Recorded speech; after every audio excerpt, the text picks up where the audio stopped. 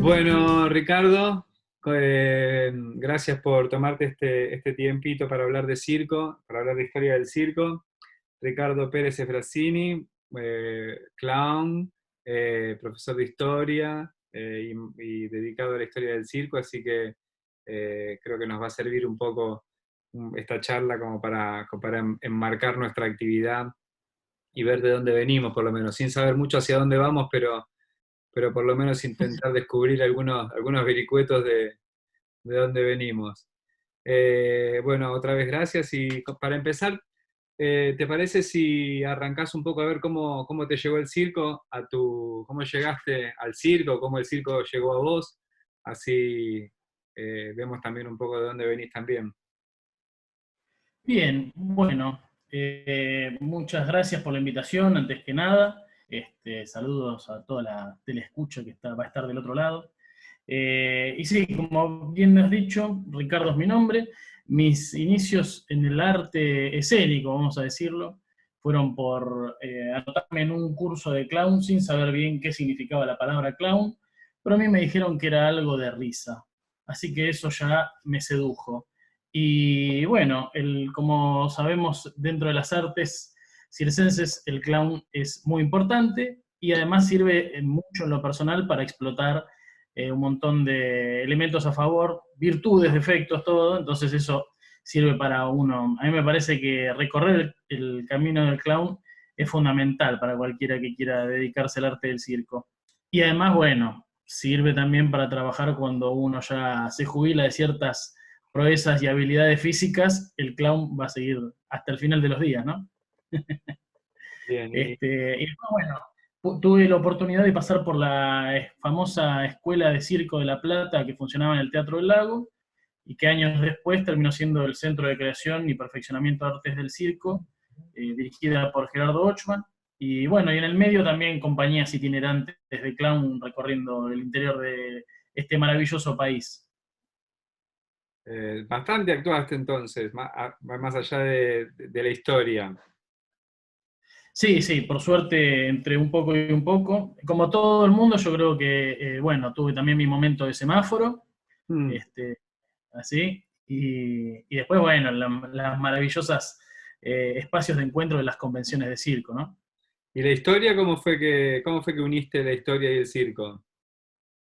En realidad yo siempre fui un apasionado de la historia, empecé en la facultad estudiando historia, en el 2003 largué la carrera más o menos a la mitad, empecé allá en el año 2000, y volví a retomar el profesorado de historia unos 10 años después, habiendo cursado por suerte la formación como profesor de teatro también y dando clases un poco como profesor de historia del teatro.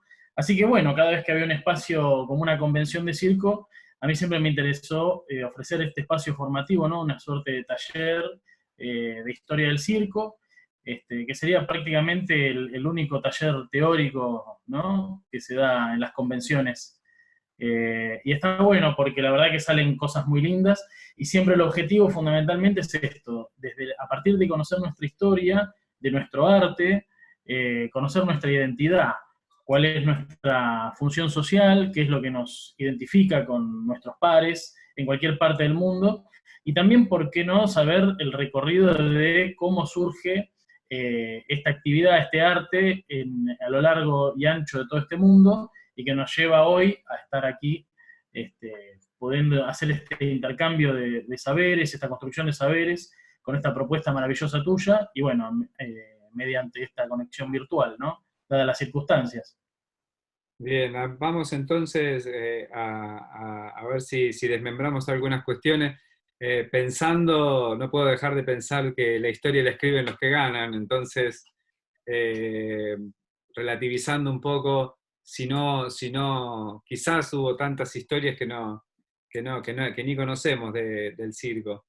Pero, más allá de eso, hay una historia más o menos oficial del nacimiento del circo, por lo menos de algún formato del circo. ¿Por qué no nos contás un poco qué es lo que se toma como nacimiento, como fundación del circo, y su Ujú. contexto histórico, su contexto social?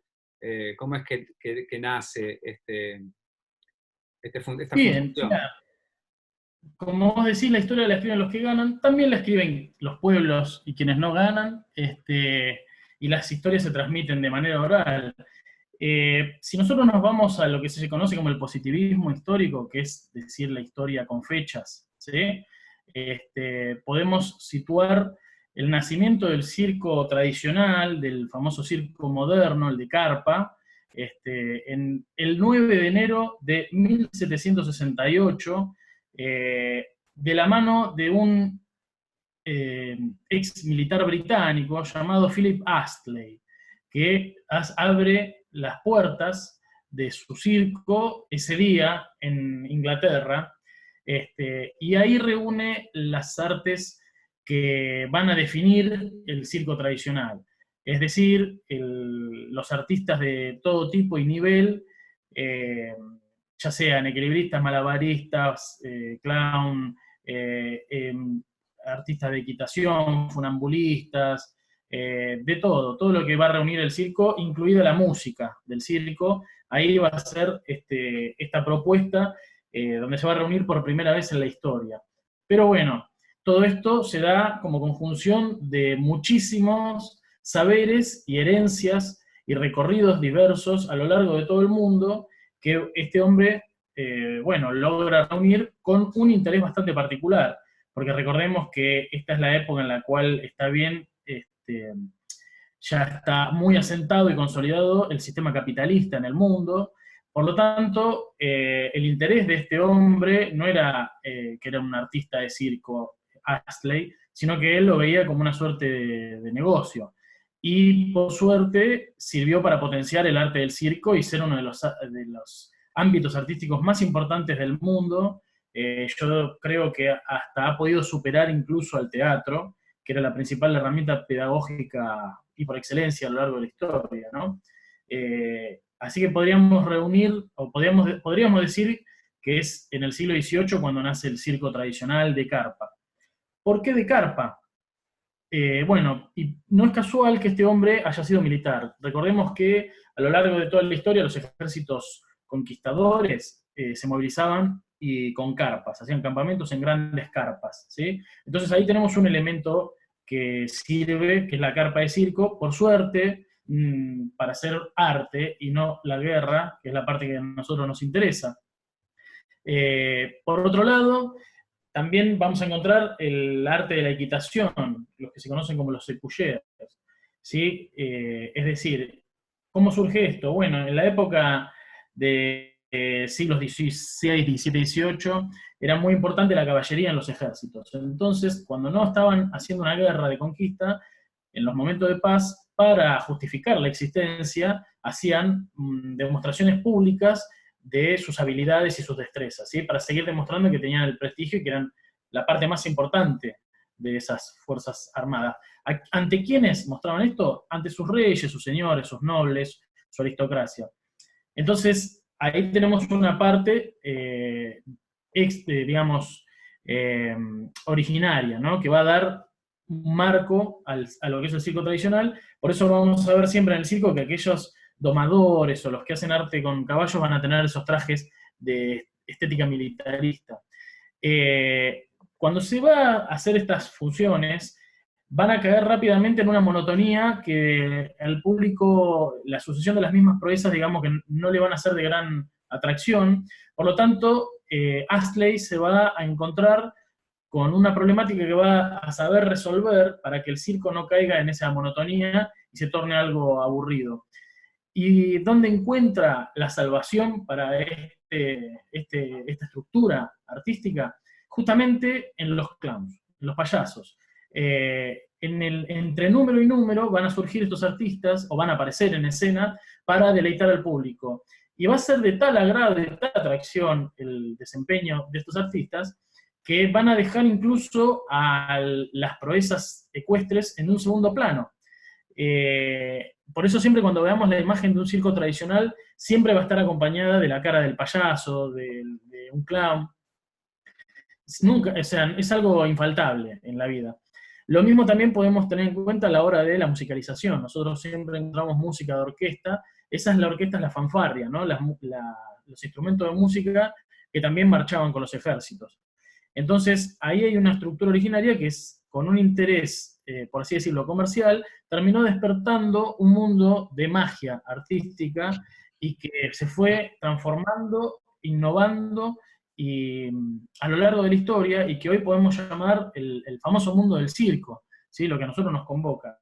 Pero bueno, estamos hablando de un circo muy particular, un circo tradicional, de carpa, con un formato bastante específico. También tenemos que tener en cuenta de que a lo largo del tiempo se van a ir sumando otras artes que no tienen nada que ver con el circo, pero sí que tienen que ver, hay que entenderlo con este contexto, porque si hablamos de la historia, sabemos que son procesos largos, ¿sí? No son fechas, y el sistema capitalista fue lo que hizo que los dueños de los circos busquen la manera de generar una ganancia para ellos, ¿sí? Como modo de subsistencia, y buscando cualquier tipo de recurso. Entonces, a lo largo del tiempo se fueron sumando las pruebas de fuerza, que esas son herederos de las Olimpiadas griegas del siglo VIII antes de Cristo.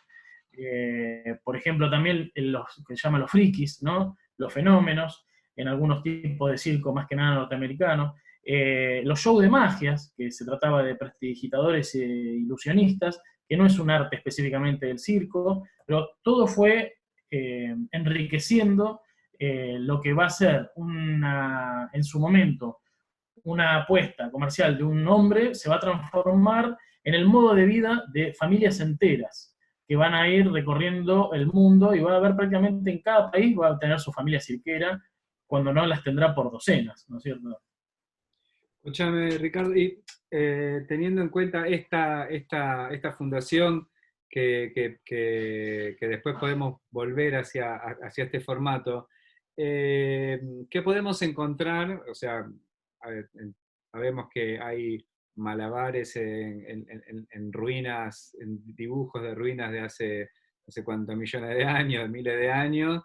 Hay artistas itinerantes, funambuleros y troupes familiares que no estaban en el contexto del circo de mucho antes. ¿Qué podemos traer de registro y de pertenencia social o de espacio social, digamos, de técnicas de circo previas a la fundación de este circo moderno con carpa en Inglaterra?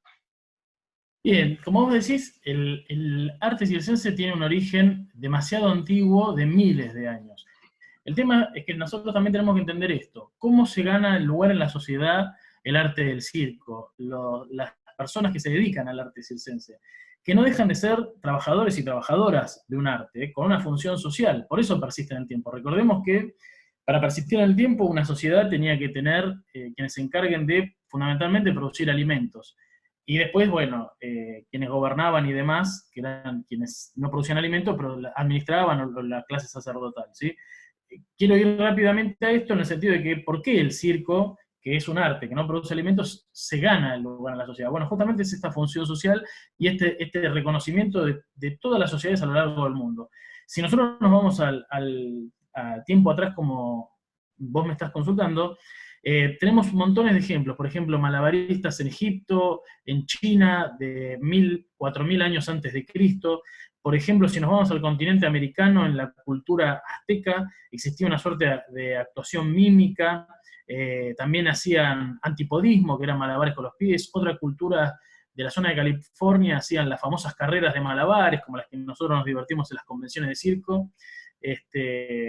Por ejemplo, los incas también hacían una suerte de presentaciones escénicas, y eso tenía que ver mucho con intervención estatal. Recordemos que los incas tenían una organización cultural, política de intervención estatal muy fuerte. También podemos encontrar en la cultura maya la danza del tambor o del tung, que se conoce como el Rabinal Achí, que es una danza, teatro, demostración de proezas, que incluso servía para evitar guerras, ¿sí? Los ejércitos que se enfrentaban, en vez de tirarse flechas y lanzas, se hacía una coreografía artística y demostraban sus habilidades ante el ejército rival. Y los otros veían, bueno, si estos hacen todas estas habilidades, nos conviene rendirnos antes de enfrentarnos porque nos van a conquistar igual. Entonces, ahí vamos a tener una suerte de diversas actividades artísticas que van a ir recorriendo el mundo. Y muchas, o sea, acá estamos hablando del lado de América, culturas, ¿no? También en Medio Oriente hay registros de compañías itinerantes y trashumantes en la Mesopotamia, también en años 3000, 4000 años antes de Cristo. Muchas de estas compañías eran compañías de familias que heredaban sus roles, eso se va a ver mucho más marcado en la Edad Media.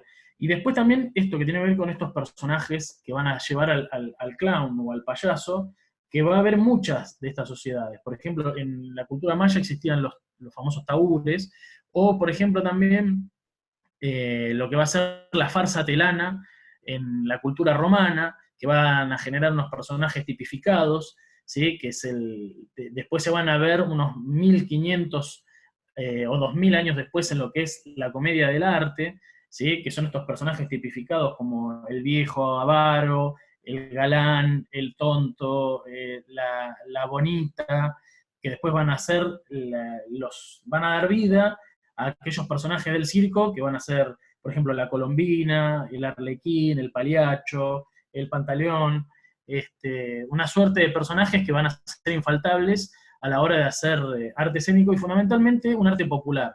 Porque también tenemos que entender que si bien artistas escénicos, como lo que va a ser el circo, se ganan su lugar en la sociedad, van a ser también perseguidos y se va a buscar que desaparezcan desde los sectores oficiales y gobernantes. Recordemos que la Edad Media va a estar atravesada por un pensamiento teocéntrico, todo va a ser dirigido por el pensamiento de la Iglesia Católica, en lo que es la Europa, ¿no es cierto? Y que va a ser justamente lo que va a dejar sin vida a todos los teatros y circos que se habían construido, por considerar que el cuerpo es pecado y que la única verdad es la Biblia frente a la ficción artística. Entonces va a ser el arte profano y popular el que va a persistir y va a lograr mantener a lo largo del tiempo todas estas tradiciones. ¿Sí? Y justamente acá nos vamos a encontrar con una característica muy importante en este momento de la historia, que es esta situación de persecución, lo que va a llevar a una situación de crisis, y que las crisis afortunadamente permiten potenciar la creatividad y el arte en las personas. Por ejemplo, va a ser estas limitaciones a las expresiones lo que va a llevar a lo que se va a conocer como el artista performer y multifacético. ¿Sí? Vamos a encontrar en la Edad Media, ante esta situación de crisis, la búsqueda de la creatividad y, por ejemplo, los grupos artísticos, las familias artísticas, iban a tener que trashumar inevitablemente, no podían quedarse en una localidad porque el pueblo se agota, obviamente, no se renovaba, no es como en el programa de Mirta, quizás Mirta en esa época sí se le renovaba al público ya, pero sí tenemos que entender también que esta itinerancia por los diferentes reinos, condados y demás, pagando peajes, pidiendo permisos, para poder subsistir con este arte, para poder encontrar un medio de vida, ¿sí? También va a llevar a la situación de tener que encontrarse con diferentes culturas que no hablan el mismo idioma ni las mismas costumbres. Entonces ahí es donde va a surgir la cuestión performática y multifacética. Artistas del arte profano van a tener que ser sus propios dramaturgos, cantantes, músicos, malabaristas, poetas, recitadores, escupidores de fuego, domadores, constructores de sus propios vestuarios, sus maquillajes, y también desarrollando la improvisación, ¿sí? Que después vamos a conocer como el Canovaccio, con el romanticismo, con el fin de la Edad Media, o, por ejemplo, los gags escénicos, que también se conocía como Lassi, por ejemplo, ¿no? En italiano, que es donde se irradia mucho de la cultura escénica con la comedia del arte, ¿sí? Entonces vamos a encontrar que son artistas que requieren sí, o la creatividad, apelar a la creatividad y al contacto con diversas culturas, diversos idiomas. Entonces tienen que hacer un arte que sea verdaderamente universal por una necesidad de subsistencia en un mundo tan limitado y tan persecutorio. Escúchame, cuando traes todo este mundo del arte profano y la itinerancia a partir de considerar la carne como pecado, el cuerpo, el- el- el goce como pecado, eh, pero pensemos que quizás los payasos y los bufones sí estaban dentro de, al lado del rey, pudiendo hacer algunas intervenciones, eh, riéndose del poder o poniendo ahí en jaque con el humor algunas cuestiones de poder. ¿Cómo ves esa relación entre lo profano y este personaje que es parte del circo después en su evolución, ¿no? Claro, sí, esos son, digamos, son casos bastante particulares dentro de lo que es la generalidad, ¿sí? De este arte que es trashumante, de emergente, de posadas, pero que, bueno, los señores justamente, quienes tenían el poder político y económico, tenían el poder de contratar, ¿sí? A estos grupos artísticos para deleitarse a sí mismos o deleitar a su corte, a los presentes. Entonces sí, es posible que en algunos, es posible no, hemos encontrado muchos relatos históricos, porque fueron ciertos de, como vos has nombrado, bufones de corte, payasos de corte, clowns, que no solamente en Europa, sino que también los hemos encontrado a lo largo y ancho de otros sitios. Por eso cuando te nombro los taúres mayas y demás, por ejemplo, hay una famosa anécdota de China, de un integrante de una corte del emperador, que justamente siendo quienes podían tomarse la licencia de cuestionar a las autoridades, ¿sí? Con el riesgo de que le corten la cabeza, por supuesto, o algún tipo de mutilación, como eran los castigos de aquel entonces. Pero eran quienes sí se tomaban esas licencias, ¿no? De ser críticos con la autoridad, y burlones también. Podemos encontrar bueno, este clown del Imperio Chino, que la anécdota a mí siempre me impactó, de cuando el emperador termina de construir la famosa muralla después de siglos y de cualquier cantidad de trabajadores muertos por los riesgos de la precarización del trabajo ese, se le ocurre que había que pintar toda la muralla. Los consejeros de la corte se volvieron locos porque sabían que eso iba a ser una masacre de vuelta, o sea, iba a morir mucha gente tratando de cumplir con esa orden. Nadie se animó a decirle nada al emperador. El único que se animó a hacerle cambiar de parecer fue justamente esta suerte de bufón de su corte o de payaso, que mediante una actuación, justamente, apelando al arte, le hizo entender que si él llevaba a cabo ese deseo, iba a ser una tragedia también para todas las comunidades y los trabajadores. Y bueno, logró torcer la voluntad del emperador y la muralla china no se pintó en su totalidad. Pero ahí, como vos destacás, es el papel importante que tiene alguien que en la sociedad se lo consideró quizás miembro de un sector marginal o residual, por esto que decimos, ¿no? Más que nada en esta época en la cual la sociedad se dividía en tres órdenes, ¿sí? En la época que podemos describir como medieval, la sociedad se dividía entre los que oraban, es decir, el clero, los que guerreaban, ¿sí? Los nobles y aristócratas que tenían espadas, y quienes labraban, ¿sí? Es decir, campesinos. Por lo tanto, artistas escénicos estaban por fuera, por eso se habla de marginalidad, estaban al margen de esta estructura. ¿Cómo logran persistir? Bueno, es justamente estas habilidades que le generan reconocimiento a la sociedad y admiración, admiración. Porque también recordemos que cuando estos personajes cuestionaban a la autoridad, se burlaban de la autoridad y iban a recibir su castigo, era muchas veces el pueblo quien impedía que se les castigue, ¿sí? Era el pueblo quien salía en salvaguarda por ser un ídolo popular, ¿sí? Porque además también recordemos que en la forma de vida tan hostil de ese entonces, poder tener a un artista que durante un momento de entretenimiento te permita vamos por así decirlo, sentirte bien, darte cierta sensación de felicidad, alegría, o quizá tristeza si te está relatando una tragedia, es valiosísimo para quienes nada tienen. Entonces, el pueblo es quien salva la vida también de estos artistas que, encontrando el apoyo popular, es que también se potencia y se sienten capaces de poder cuestionar a las autoridades. ¿Cómo era el funcionamiento de esas compañías trashumantes? ¿Cómo era su vida? ¿Cómo era el traslado de pueblo en pueblo? ¿Dónde hacían las funciones? ¿Cómo cobraban con la gorra? Cómo era su desempeño Y, en ese momento? claro, fundamentalmente era esta organización familiar de subsistencia, que podríamos llamarla, que es la compañía artística. Bueno, primeramente se encontraba en la necesidad inevitable de trashumar por esto de que los pueblos eran muy pequeños, ¿sí? Las grandes ciudades habían dejado de ser habitadas tras la caída del Estado romano, que dejó de arreglar fuentes, acueductos, caminos y demás. Entonces las comunidades eran muy rurales.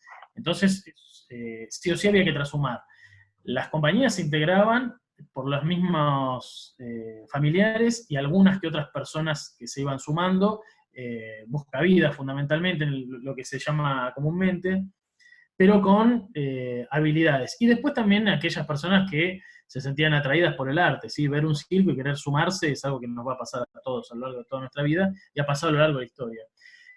Hay una particularidad en esto, que el arte profano es el único que permitía la participación artística y escénica de mujeres, ¿sí? Vamos a encontrar juglares y juglaresas, ¿sí? O compañías de saltimbanquis, más allá de bufones, de corte y demás. Porque recordemos también que en la antigüedad, antes de Cristo y antes de la Edad Media, quienes actuaban, por ejemplo, en el teatro griego, en las farsas atelanas de Roma y demás, eran hombres. Fundamentalmente en Grecia eran esclavos. Las mujeres solamente podían desempeñarse en el mimo, ¿sí? Entonces, era también una cuestión de género bastante limitante, por así decirlo. Y estas compañías tenían que, al trashumar, también vérselas primero conseguir los permisos de ingreso a las ciudades. Una vez permitido el ingreso, podían disponer de la plaza, ¿sí? Que generalmente donde está la plaza está la iglesia, fundamentalmente era lo que se conoce como el atrio, la puerta de la iglesia, el lugar de las funciones, que también es donde se hacían las funciones de los famosos dramas litúrgicos, ¿no? Que eran desempeñados por la iglesia. Y se utilizaban los escenarios en carretas, el público estaba sentado y los escenarios estaban montados en carretas, si eran varias carretas iban trasladándose, o también a veces, y esto más que nada en las grandes producciones eclesiásticas, ¿no? Que hacían varios escenarios y el público iba viendo las escenas recorriendo cada escenario. Esta era, digamos, con eso tenían que competir también, ¿no es cierto? Y a la hora de la ganancia, por así decirlo, la remuneración, fundamentalmente era el permiso de ingresar a un lugar, el alimento, ¿sí? Y bueno, lo que nosotros llamamos pasar la gorra, ¿no es cierto? Lo que pasa es que pasar la gorra no siempre significaba que nos den, que les den monedas y dinero, ¿sí? Como uno esperaría. O sea, lo que se le entregaba era absolutamente cualquier cosa. Lo que sí sucedía era que el ir trashumando y mostrando sus artes, por ahí les permitía también ser contratados por algún señor en algún momento, y bueno, ahí por ahí estaba un poco más la riqueza, pero también tenemos que tener en cuenta que era, si hablamos de clases, integrantes de las clases más bajas, por eso también las vestimentas, ¿sí? Las vestimentas, el payaso con la ropa rota, no es casual, era una realidad, la ropa era heredada, ¿sí? Por eso siempre vamos a ver que hay payasos que tienen los pantalones que le quedan grandes, o el chaleco que le queda chiquito, o los zapatos todos rotos, y porque posibilidad de comprar no había. Entonces, si, bueno, volvemos un poco entendemos que hay un panorama circense que viene arrastrándose desde antes de Cristo, en todos, en Oriente y en Occidente. Llegamos al punto, después de la transhumancia, llegamos al punto de la carpa, ¿no? Llega un momento donde hay un formato circense de carpa que proviene un poco de lo castrense, con todas sus características, con la banda militar, con los atuendos también más militares, y que incorpora todo lo que anda dando vueltas por ahí como atractivo para hacer un poco más atractivo su espectáculo. En cuanto a este armado, esta forma que el circo toma a partir de las carpas militares y pienso un poco en la libertad de la transhumancia y el lugar de pertenencia de la carpa, ¿qué digamos que están en juego? ¿Qué se pierde? ¿Qué se gana? ¿Cuáles son, cómo es esa transformación del artista dentro de la carpa? ¿Qué puedes decir de eso? Si tenés algunos datos o alguna cosa que hayas estudiado, leído. Sí, bueno, justamente por un lado pasa eso, ¿no? Que las grandes carpas de circo tradicional, vamos a definirlo como emprendimientos empresariales, ¿sí?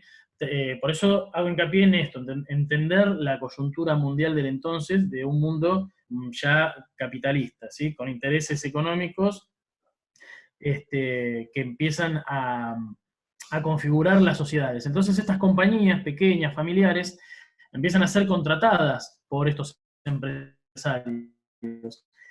Que, ojo, no va a ser la primera vez en la historia que suceda ¿sí? Que esto que hablamos de la Edad Media, que por ahí un rey contrataba, o que en Grecia un corega se encargaba de financiar un festival escénico. Pero sí, ahora tenemos que entender que este contexto de búsqueda de rédito comercial va a llevar al desarrollo de estas grandes firmas, ¿sí? Comerciales y empresariales del arte del circo. Entonces ahí nos vamos a encontrar que, bueno, van a aparecer las primeras limitaciones, o van a aparecer estas limitaciones que se va a hacer lo que diga el dueño del circo, ¿sí? Y el dueño del circo, por ahí te puede contratar una parte de la familia, de la compañía, como toda, o uno solo, entonces, y también son los que te van a quitar el pan de la boca. No todo era un camino de un mundo de rosas, ¿sí? Entonces había que formar parte de una compañía, de un nombre, de un sello, lograr trascendencia para generar riqueza, y eso genera más itinerancia, más fama, más riqueza, y ahí sería el camino del éxito empresarial de los dueños de los circos. Lo que va a permitir a las familias es que una vez que encuentren sus números de éxito, van a ser transformados también en este mundo mágico del circo, con todos esos elementos, van a ser transformados también prácticamente en el arte más importante de todos. A eso me refiero yo cuando el circo empieza a superar a todas las demás artes, ¿sí? Cuando en ese momento el arte más sublime se consideraba era la ópera, también estamos hablando de un arte muy elitista y muy minoritario en cuanto al acceso, ¿sí? En cambio, las carpas de circo van a ser del gusto popular, ¿sí? Primero que la masividad de los espectáculos, las carpas van a tener cada vez más tamaño y van a tener mucha más infraestructura y van a excederse en lo que eran los límites originarios. Nos vamos a encontrar que los artistas van a ser muy renombrados, muy seguidos por el público. Entonces también nos vamos a encontrar con eso, de que el artista va a encontrar un gran apoyo, un gran reconocimiento social, pero siempre bajo la tutela del dueño del circo. Y a ver, hablemos un poquitito de cuando llega acá, cómo llega y en qué contexto llega acá al Río de la Plata o América, en principio América del Sur. Bien, bueno, como nosotros somos un continente heredero de la cultura occidental europea, también tenemos que tener en cuenta eso, de que el arte que va a llegar aquí, o el que va a predominar, no va a ser el arte originario y nativo, como hablamos, que va a ser más bien perseguido, ¿sí? El Rabinal Achí, esto que hablamos, esta teatro danza del tambor maya, va a ser prohibido por la iglesia. Entonces, se va a dar pie a los gustos europeos. Y vamos a encontrar montones de arte que van a llegar fundamentalmente de la metrópoli española. una vez empezadas las luchas de emancipación americana, es decir, esta lucha contra la corona española y la independencia de los países, nos vamos a encontrar con la llegada de otras compañías. Por ejemplo, lo que es la zona rioplatense, podemos encontrar más o menos a partir de 1810, 11, 12, la llegada de compañías francesas, ¿sí? Que representaban las famosas glorias francesas, que era un arte vamos a decirlo, del gusto napoleónico, ¿sí? Que hacían un recorrido espectacular por lo que era la historia reciente de Francia, de conquista y de revolución, de ideas liberales y demás. Después, eso obviamente va a dejar herencia acá en el Río de la Plata. Muchos elementos y también visiones y estructuras estéticas, estructuras artísticas. A partir de más o menos de lo que sería el gobierno de Rosas, de Juan Manuel de Rosas, vamos a encontrar lo que sería un primer circo local, justamente un circo con esas características europeas, ¿sí? Recordemos también que el gobierno de Rosas tiene una particularidad que fue un poco menos prohibitivo con las artes populares, ¿sí? Así como quitó la prohibición del candombe y se reunieron más de 6.000 afrodescendientes en las afueras de los muros de Buenos Aires, también existía este tipo de arte que, bueno, por ahí no era del gusto de la visión clerical y del establishment del momento, ¿no? Esto sí nos va a llevar al surgimiento de las primeras familias de arte circense de aquí de la región, ¿sí?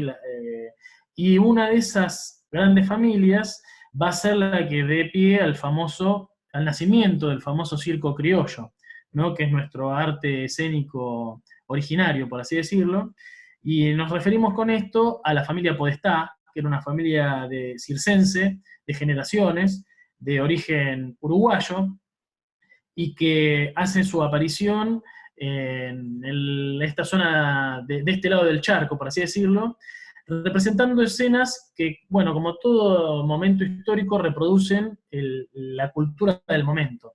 Estamos hablando de finales, o del siglo XIX, finales del siglo XIX, donde el pensamiento o las corrientes artísticas van a estar ya imbuidas por este aire de romanticismo, y el romanticismo va a dar pie también a cuestiones nacionalistas, y también va a ser el momento en el que se da paso al naturalismo y al realismo. Entonces estamos hablando de lo que se conocen como los dramas costumbristas, ¿sí? El costumbrismo gauchesco, más que nada, cuando hablamos de la cultura nacional, rescatar la figura del gaucho, que es tan denostada por las clases gobernantes, ¿sí? Por las clases denominadas ilustradas, las clases supuestamente cultas, pero bastante xenófobas y discriminatorias y persecutorias. Entonces, es obvio que para las clases populares vamos a encontrar el costumbrismo gauchesco de gran atractivo y de gran demanda, ¿sí? Entonces, vamos a encontrar que las familias circenses, como la Podestá, van a tener una cantidad de público arrolladora. Yendo a lo anecdotario, yo que vivo acá en Ensenada, y que soy también de La Plata, cuando se funda la ciudad de La Plata, en 1882, la sociedad italiana construye un teatro muy grande, bien al estilo italiano, que se llamaba Politeama Olimpo, que es el escenario con forma de herradura, con platea, palcos, con la caja negra, ¿sí? Y ahí la familia Podestá hace una función, y de hecho termina quedándose con el teatro, que se conoce actualmente como el Teatro Coliseo Podestá, es el teatro municipal. ¿Por qué tuvo tanto éxito? Bueno, le podemos dar a Pepe Podestá ser como el tespis, ¿sí? El primer actor del teatro nuestro, de lo que es el circo criollo. Porque en esa época, en el drama, en el costumbrismo gauchesco, las obras eran mimadas, es decir, se tomaban los preceptos griegos del mimo con un recitador. Los actores actuaban sin hablar, y el recitador iba contando. Todo esto dentro de una carpa, ¿sí? Entonces estábamos hablando de teatro en un ambiente de circo. ¿Qué hizo nuestro querido Pepe Podestá? Bueno, él encarnando a Juan Moreira, en vez de hacer la mímica, él fue el primero que utilizó el cuerpo y la voz al mismo tiempo. Empezó a hablar. Entonces eso tuvo un gran éxito en el público, y por eso es que él termina quedándose con este teatro, que hoy pueden visitarlo quien venga a La Plata, y es un teatro impresionante. Entonces eso habla también del valor que tiene para la sociedad el artista de circo. Y Pepe Podestá, así como muchos otros artistas del entonces, no solamente se dedicaban a hacer estos dramas de circo criollo, ¿no? Este teatro en carpa, sino que también, desde su personaje clownesco, eran quienes hacían las críticas políticas. Por eso tenía también un gran valor para la sociedad. Él fue el inventor del famoso Pepino el 88, y que hacía recitados como La basura que se barre, dedicado a la clase política, ¿sí? No deja de ser basura lo que en el suelo se barre, que aunque la altura se eleve, basura será en el aire. Exactamente, ahí lo dijiste vos. Exactamente, con ese recitado, él a la vez iba improvisando, ¿no? O sea, iba heredando todo esto que vivimos a lo largo de la historia, persistente, por supuesto, pero dando nacimiento a un formato que es prácticamente único en el mundo, ¿sí? Estamos hablando del circo criollo. Circo, porque se encarpa, hay habilidades, no deja de haber proezas cirqueras, no deja de haber payasos, como lo era él, y criollo, porque bueno, es un circo a la europea, ¿sí? Criollo significa hijo de europeos nacido fuera de Europa. Por eso utilizamos tanto la palabra criollo, o los norteamericanos le dicen creole. Ellos también tienen un nacimiento, un arte muy similar. Pero bueno, con otro contexto, ¿no? Porque nosotros también hay que entender que no se dan los mismos caminos ni las mismas posibilidades, más que nada por cuestiones culturales, ¿sí? Nuestra sociedad es heredera de un cristianismo católico y una costumbres españolas, por así decirlo, ibéricas, ¿no? Incluyamos también a Brasil, y en Estados Unidos se va a dar otra cuestión cultural con estas ideas liberales y con una religión protestante, entonces también van a ser diferentes los resultados, no van a ser idénticos, aunque encontremos puntos en contacto. Eh, Y después, bueno, sí, decime. sí, decime. No, pensaba en la familia Podestá y en este nuevo formato de circo criollo, trayendo igual las proezas de circo, pero con este formato de primera y segunda parte, que es como medio innovador, que no se encuentra en otro lugar. No, tal cual, porque por eso hago hincapié en esta situación, ¿no? Que es el éxito de los Podestá es por una cuestión teatral, adentro de un formato cirquero. No iba a faltar, antes de eso, también las famosas actividades de proezas y habilidades del circo, ¿sí? Malabares, equilibrismo, bueno, equitación, o inclusive era muy famosa Rosita de la Plata, ¿no? En el Circo de los Podestá, que era, podríamos decir que era una danzarina acrobática ecuestre, esta de Cuyer, que era presentada como la amazona del circo, ¿sí? Entonces también estamos hablando de elementos del circo propiamente cirqueros, que no se van a dejar de presentar, ¿sí? De ensayar y de perfeccionar y de heredar a la vez. Y bueno, y sumando esta segunda parte, como vos bien nombrás, que es la parte escénica o más del drama teatral, ¿no? Y que va a justamente expresar los gustos de la época, ¿sí? Las necesidades de la época. Y por eso, bueno, después a lo largo del tiempo van a surgir otros elementos teatrales, pero ya más no de carpa, sino de teatro, como el sainete, el grotesco y demás. Pero en este momento van a ser las figuras centrales y las más valoradas, porque también no va a perder esto, ¿no? El carácter de crítico de la autoridad, no solamente de burlarse, sino de cuestionar a la autoridad, de dar el posicionamiento político de aquellos que no tienen voz, ¿sí? Y después también, recordemos que es una época en la cual Argentina está recibiendo oleadas y oleadas inmigratorias que vienen con sus ideas políticas, con sus ideologías. Entonces eso también se va a meter. Es muy importante, por ejemplo, también en esta época, que ya a principios del siglo XX, con el surgimiento del cine, vamos a encontrar que son artistas de circo también los más valorados de la pantalla grande, del este séptimo arte, como por ejemplo Chaplin o Buster Keaton, pero con una diferencia.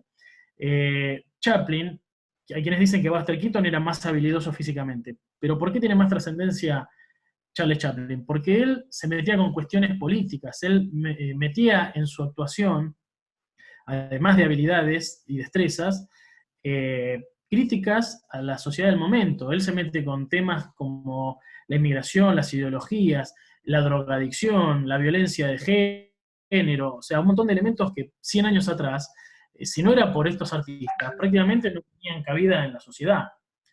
Entonces Y, también es muy importante el valor de ellos. y el auge del circo acá en el Río de la Plata, ¿cuándo se da? ¿Después de los Podestá?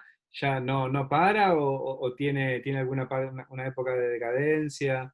¿O ya...? Sí, sí, hay, obviamente nosotros como en este mundo que interconectado, las crisis como las guerras mundiales o las crisis económicas de los países desarrollados van a afectar nuestros pueblos y por ende las actividades.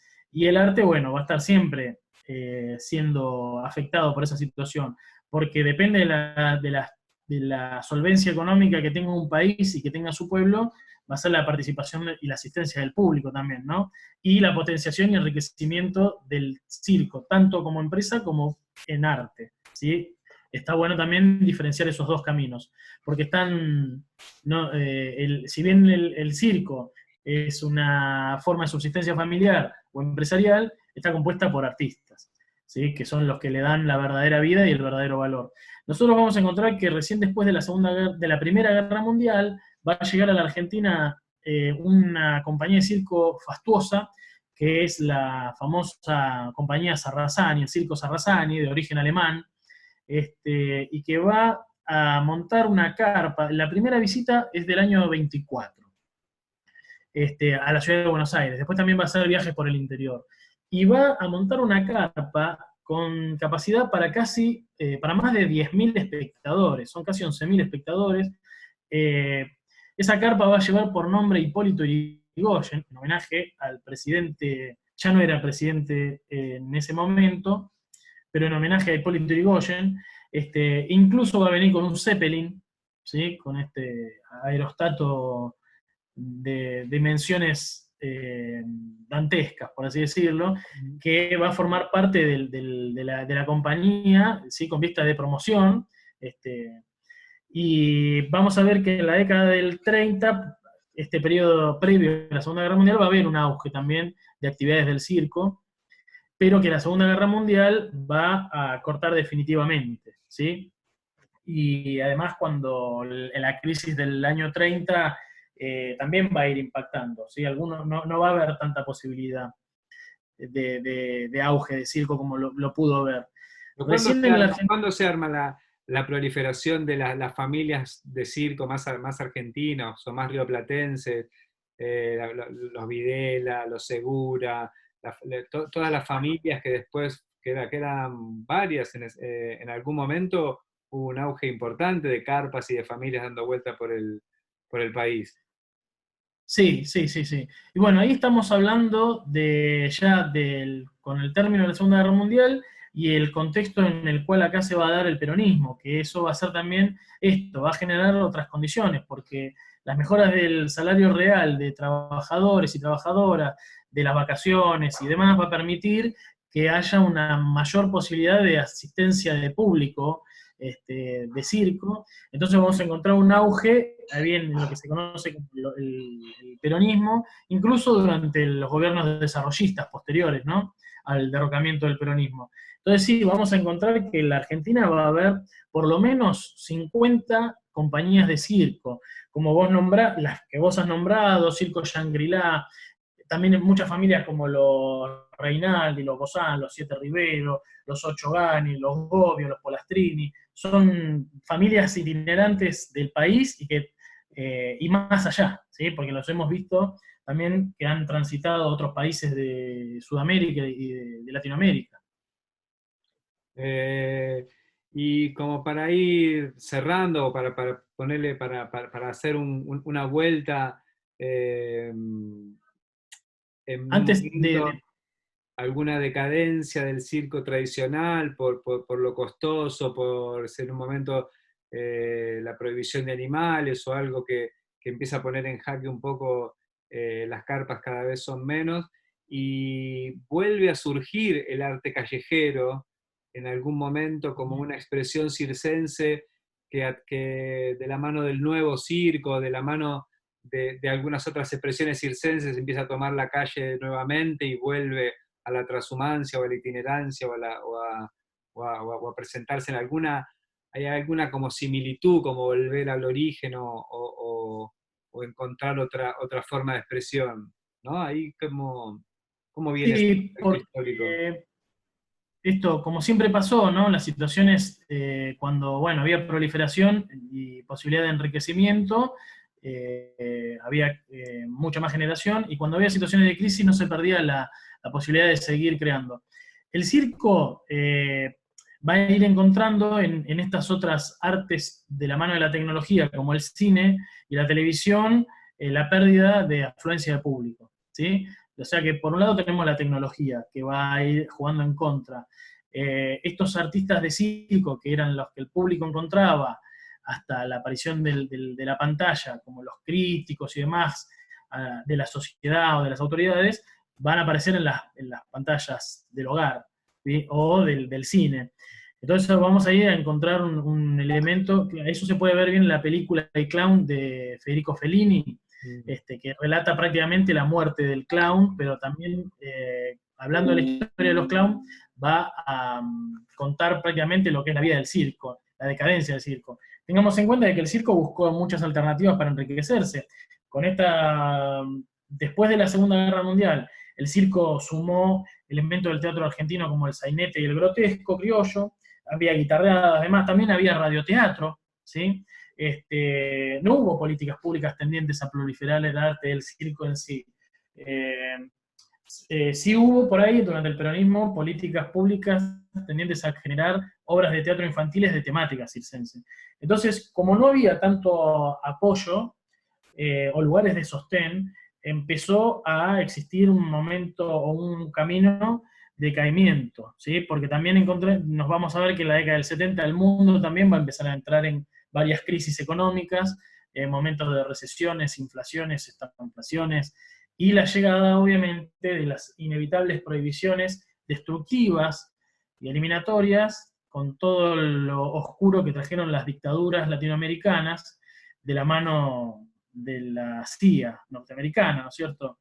Entonces, esta manera de controlar a la población, tengamos en cuenta eso, que al igual que el carnaval, en la Argentina, el circo adolecía de caer en estas leyes, por ejemplo, en la que no podía haber más de 3 personas juntas en un espacio público, ¿sí? Entonces eso ya impedía prácticamente el realizamiento de todo, y si algo se permitía, iba a estar siempre controlada de manera oficial o infiltrada, pero siempre controlado de qué se estaba diciendo, de que no sea un elemento, como ellos llamaban, subversivo y peligroso, ¿no es cierto? Entonces ahí vamos a ver una caída brusca, muy brusca, de este arte, de nuestro arte, a lo largo y ancho de todo el continente latinoamericano, ¿sí? Y digo latinoamericano porque Estados Unidos no tuvo golpe de Estado. Sí, esto va a dar paso con el retorno de la democracia a que muchos artistas también a, empiezan a surgir en el espacio callejero por no poder contar con estos elementos, con la infraestructura suficiente, salvo las grandes familias, ¿sí? Pero si no, van a ser grupos mucho más minúsculos, se va a volver como a las antiguas raíces de la época medieval, de estos performers transhumantes prácticamente. Tenemos que, no, Muchos artistas... no tenemos que olvidar también el nacimiento de, acá, por lo menos acá en Argentina, en Buenos Aires, de las dos, Mario Pérez dando clases en Berazategui y los hermanos Videla con la escuela, como también a partir de que el circo era un saber de familia, bueno, escuela de circo, entonces eso también habrá dado un impulso importante a nuevos artistas, ¿no? Sí, y sobre todo, bueno, el gran valor que tiene eso es mantener las tradiciones y la transmisión de saberes, ¿sí? Porque también muchos artistas tuvieron que exiliarse, ¿sí? ¿Esto a qué llevó también? Que el exilio permitió la formación en otras artes, en otros mundos, y eso permitió enriquecer el arte local trayendo actividades de otras partes, ¿sí? Entonces es una conjunción de los dos elementos. Por un lado, la herencia de lo tradicional, de lo criollo, y por otro, estas nuevas corrientes o visiones estéticas del arte circense, más que nada del arte callejero, ¿sí? Este, y también, bueno, acá me gustaría, seguramente va a ser su participación Julieta Infantino, Sí. con todo lo que sucede en este periodo histórico, este, que, bueno, sí, nosotros lo que vamos a ver es que después de la dictadura y demás, también coincide que en los 80 y lo que va a ser a nivel del mundo va a ser esta nueva visión del circo, ¿no? Con lo que algunos reconocen como una coyuntura de posmodernidad, ¿sí? De grandes cambios culturales. Este circo que va a venir con una visión más poética, más teatral, más metafórica, donde no va a haber pistas, sino que va a ser una obra de conjunto, donde el público no va a aplaudir a un artista por número, sino que va a ser una nueva visión de composición general de artes, y que se va a ver representado fundamentalmente con la estética del Cirque du Soleil, como el más famoso, pero único. Bueno, Ricardo, me pareció interesante el recorrido que hicimos en cuanto a desde la transhumancia, desde la itinerancia hasta acá, unas pinceladas, una forma de entender algún posible recorrido eh, que dibujaste, que obvio que en 45 minutos son pinceladas y sin entrar en particularidades. Me pregunto si te queda algo ahí por mencionar, algún dato, alguna curiosidad.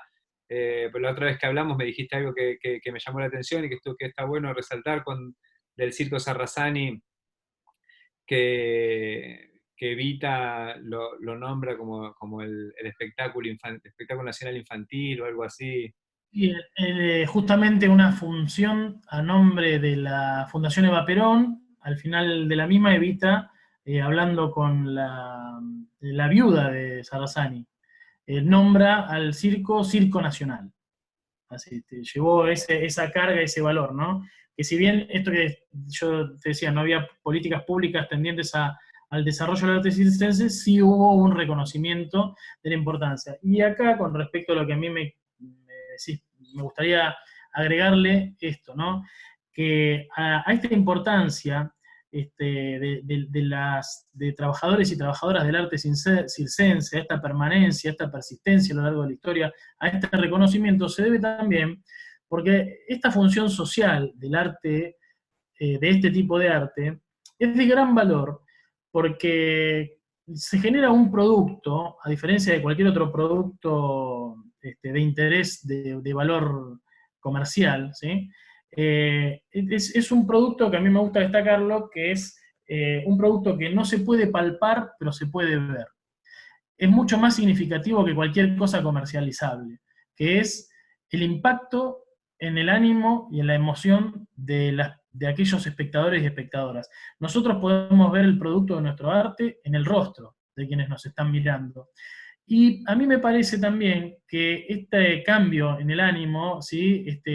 Esto que es algo más que entretener, genera también un beneficio para la salud, tanto mental como física y espiritual. Por lo tanto, quienes se dediquen al arte circense, yo creo que también se les debería considerar a la vez de trabajadores del arte, trabajadores de la salud. Y por eso es la importancia que ha tenido siempre este arte a lo largo de la historia, y me parece que por ahí va este camino de reconocimiento de la identidad cirquera. Bueno, Ricardo, te agradezco enormemente. Espero que pronto lo podamos poner ahí a disposición este material, que seguro a nuevos estudiantes, a nuevos artistas de circo les va a venir bien conocer. Así que muchísimas gracias y nos vemos en la pista, nos vemos en la vuelta en el ruedo. Perfecto, dale, dale, Martín, muchísimas gracias a vos. No, por favor, hasta la próxima, dale, gracias.